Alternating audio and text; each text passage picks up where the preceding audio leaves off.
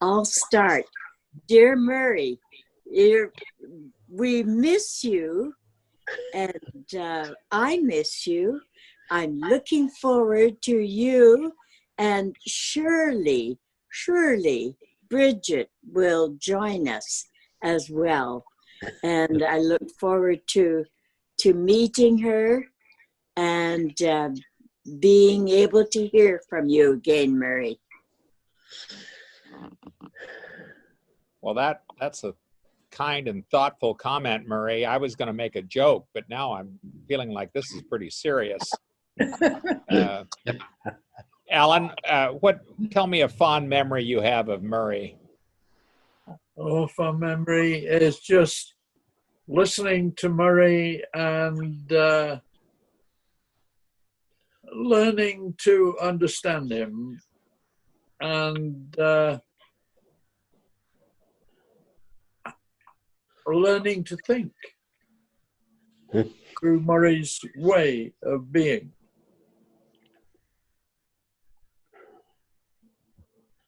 Colin, Murray likes to talk about, what are they, memes, and I forget what they're called now.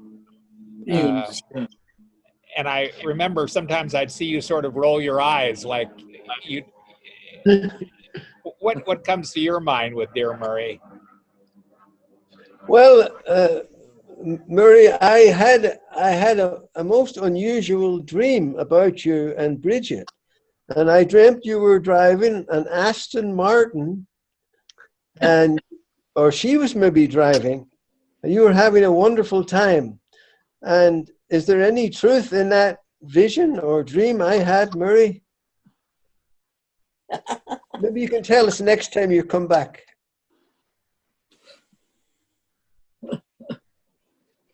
Sharon, do you want to say something to Dear Murray? I don't know. Don't do anything I wouldn't do. I'm still waiting for your book to come out. Your son said he was getting it published, so I'm waiting for that.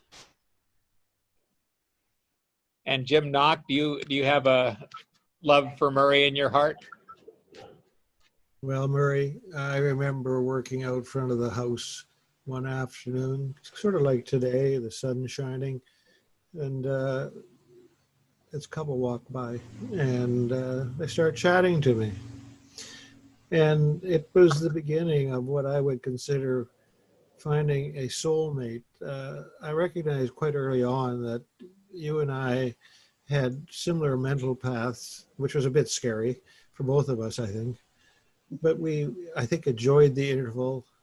And the fact that you took life and wrestled it down and took control of it was, to me, one of the great things that I admire about you.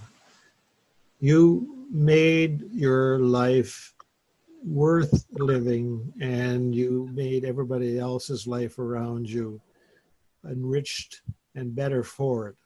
So I know you're doing that again, and I know that you and Bridget are probably making each other's lives much nicer than it was before you both met.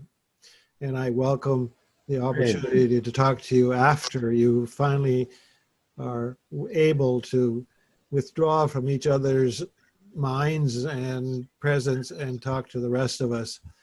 We look forward to that day. Very nice, Jim.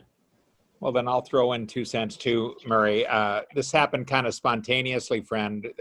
This is the schmoozers today, and our population is a little bit decreased. We lost Roger. I'm not sure why.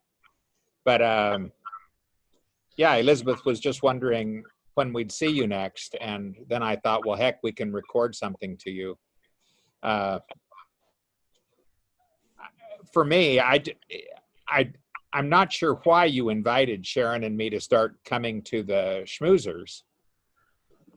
The history escapes me now, but you certainly didn't have to do that, and you did. And